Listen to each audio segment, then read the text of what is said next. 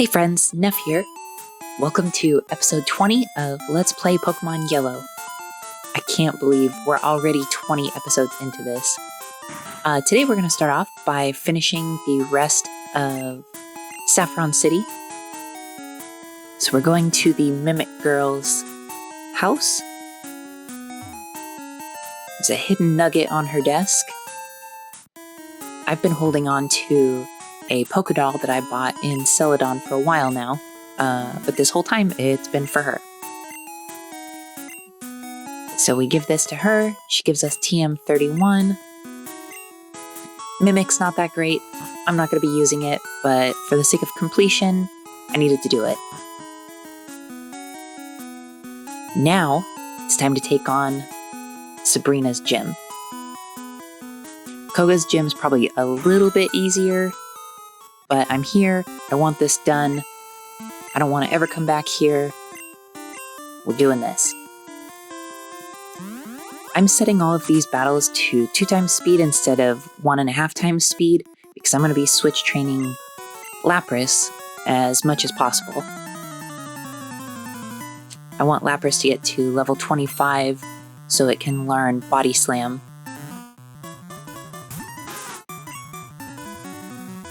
But right now, under level 20, pretty unusable. And this way, it'll be at a high enough level that when I take on Sickling Road, I won't have to switch train there. It should be able to hold its own, sorta.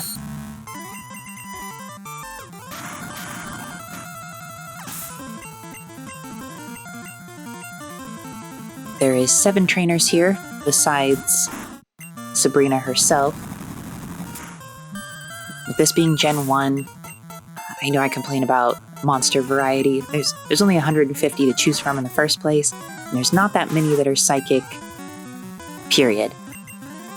So we're going to encounter a lot of Slowpokes, Slowbros, a couple Kadabra, Drowsy and Hypno, and there's a couple of channelers in here too, just because there's so few psychic types. Oh yeah, a couple Mr. Mimes show up here too. I'm going to take these guys out in no particular order. I just want to make sure I get all the experience from them I can before I get to Sabrina.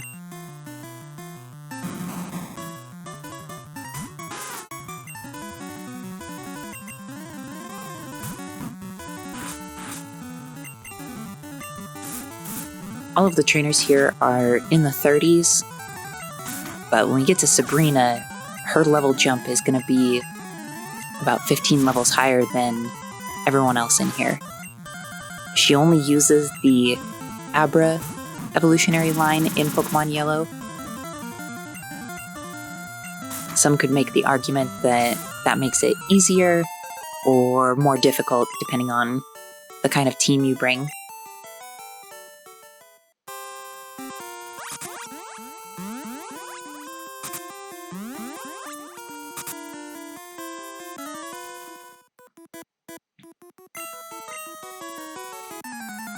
Pokemon taking on the appearance of their trainers makes me think. I've referenced them as pets a couple of times during this playthrough, and this channeler just backs that up, I suppose.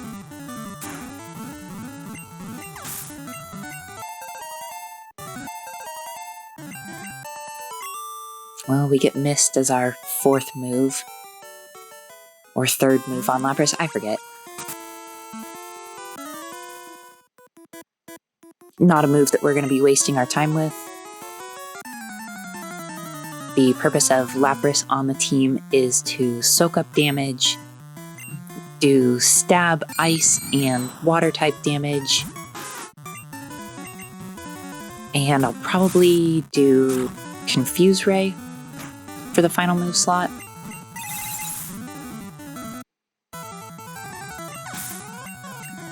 That way my team will have, just about everyone will have a means of inflicting paralysis. 2 of them will have the ability to do confusion. And of course, at least one sleeper. Poison, when you're in Stadium and it's just a 3-on-3, it's pretty rare that you're going to have a battle of attrition that you might with 6 Pokemon, so I really don't think Poison is that great of a status effect under those circumstances. Even Toxic, just because you can switch and turn it into normal Poison instead of the first turn 1/16, the second turn 2/16, the third 16th, etc., etc.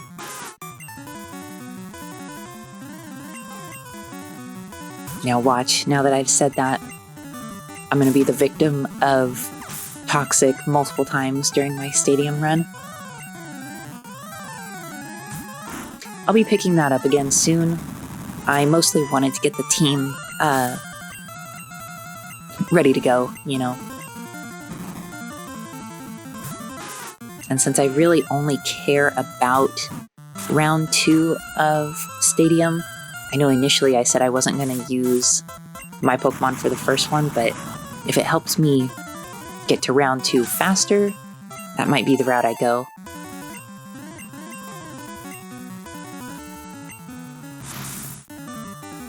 Even with rentals in Stadium, until you get to like the Ultra Ball and Master Ball Cups, it's pretty easy.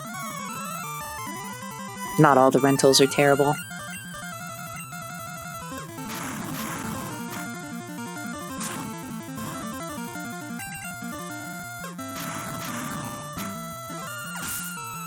Make use of that seismic toss, mostly because I know the Abra line has low HP to work with. And now we should only have a couple of trainers left. You're here to challenge Sabrina, I can tell. Well, you don't need to be a psychic to deduce that someone that comes into the gym wants to take on the gym leader. That's why you're here.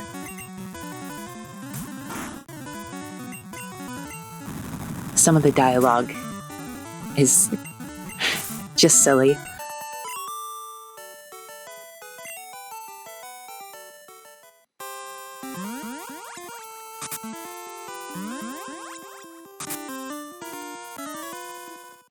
And that room from the last trainer is, I think, the only way to get into Sabrina's room.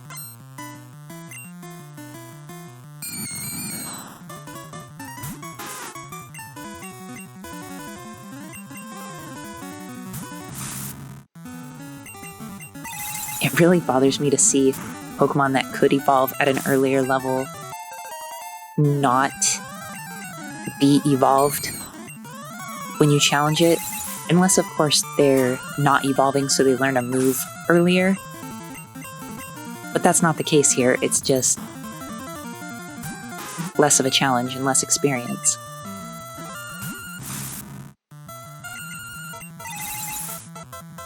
Lapras is getting close though, we're already level 22.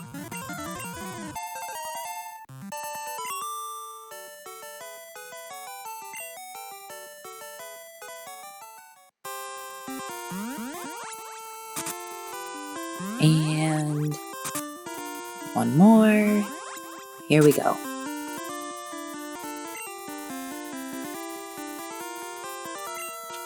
I considered checking to see if I had healing items, but I'm just gonna go for it. I didn't think it was necessary.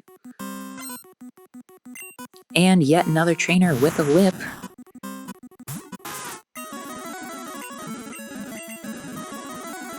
This Abra doesn't know any offensive moves, so I consider just letting Lapras get all the experience. But as you can see, we get flashed so many times.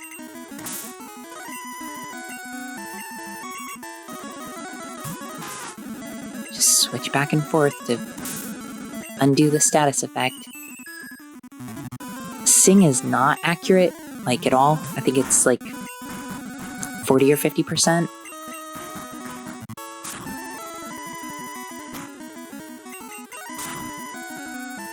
But that's okay. Lapras did its job, and set Gengar up to go for the sweep.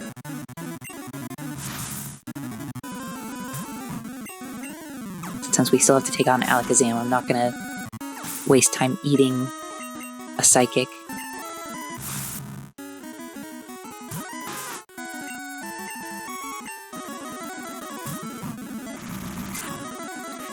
Psywave does like a set parameter of damage. In Generation 1, it can do between 1 damage and 1.5 times the level of the user.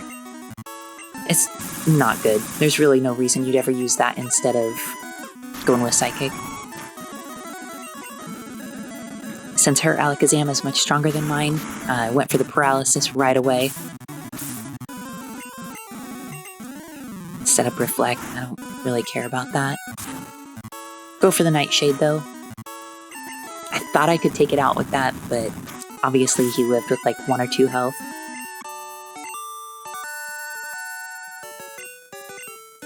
Cool. That's it for Sabrina. Now I'm going to move back on over to Fuchsia City because I need to take on the Safari Zone and get Lapras one more move.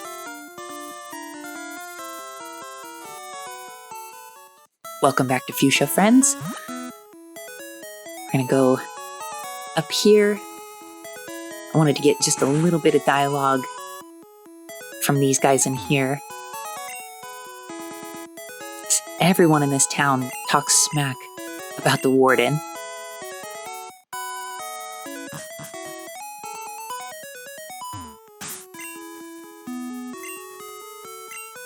So we're gonna go for the cut here.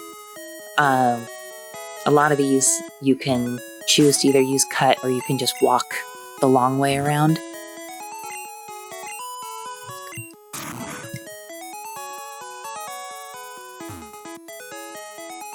This is the Safari Zone. I don't like this place at all. I'm going to try and do this one run, collect all the items in here, and then second run go in for the Pokemon I'm actually after. So the way it works, they give you their own kind of Pokeball to use. You pay 500 monies to get in, and you just go ham on these Pokemon.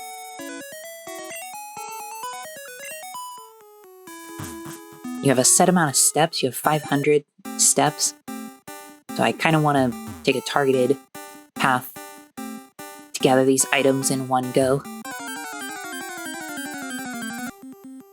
Specifically, what I'm looking for here is Tauros, Chansey, and Execute. And the highest level you can get Execute in yellow is 25 or 26. 26. I think you can get it at a higher level in red and blue in one of these areas, but we don't have that option here. Execute evolves with a Leaf Stone, which I've been holding on to for quite a while. TM37 I think is like Skull Bash, it's not good. But I don't want to evolve Execute until at least level 28 when it learns Leech Seed, because we're gonna want that for Stadium. It's been my experience that Leech Seed forces the opponent to switch out pretty frequently, but also it lets you restore a little bit of health.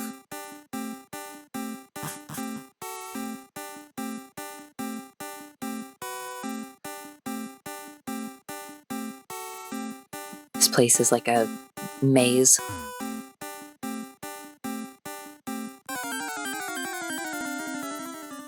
And with this, because 2 of the 3 Pokemon I'm looking for are really rare, I just did, I went online, found a map for this area, and just went for all the items that way. I wasn't gonna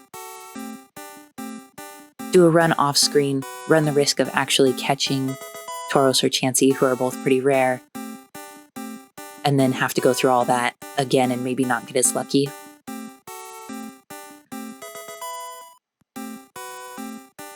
A lot of good items here. Some vitamins, you've got healing items.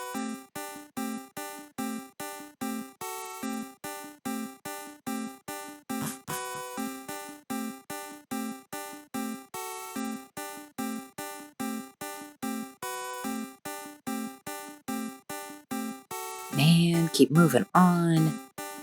Almost where we want to be.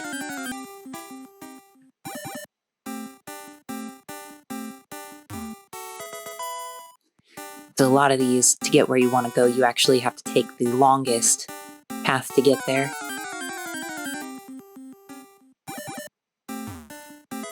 So far on this run, I didn't encounter a single Tauros or Chansey, and all I was finding was like level 20 and 22 executes.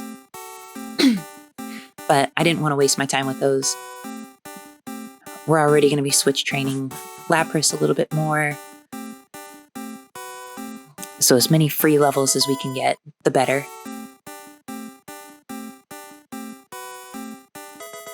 So we got the golden teeth, which belong to the warden. And this is the only hidden item that I know of here in the statue. And we go get our prize.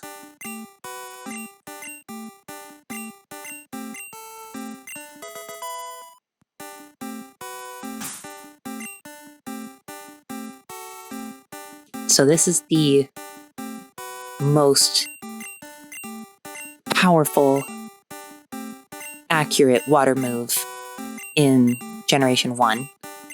As well as you need Surf to get through the final, quarter of the game anyway. So this works out. We don't need another dedicated HM slave.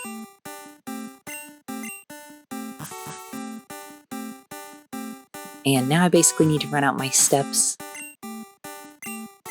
There is one more item in here that I could get, but I need to be able to use Surf outside of combat, so I'll have to come back for that later. It's just a nugget, but I'm going for the completion. So I go out, and I go back in a couple of times, actually, to get my 3 Pokemon that I'm looking for. I'm not sure if I'm going to use Tauros quite yet. Pretty sure I'm going to go with Chansey instead. But I'm going to get them both, just to be sure.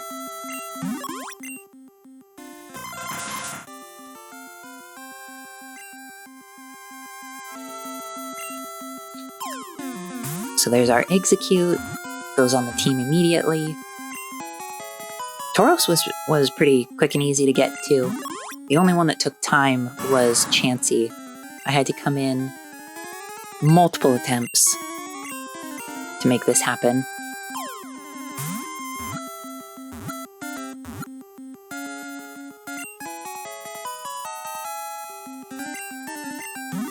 Such a chore. Chansey's really great, but getting one is not easy. So that's enough of that. So now, I'm gonna round out the episode by doing everything here that is not the gym, which is pretty much just giving the warden his teeth back. Probably without making fun of him like everyone else in this city.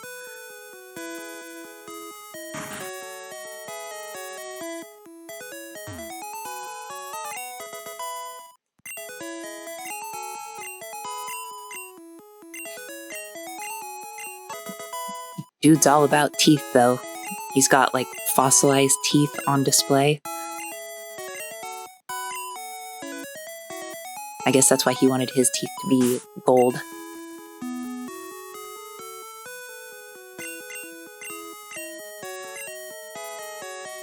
So we'll give this to Charizard. So all 4 of Charizard's moves are either an HM or essentially a built-in escape rope. That's really nice.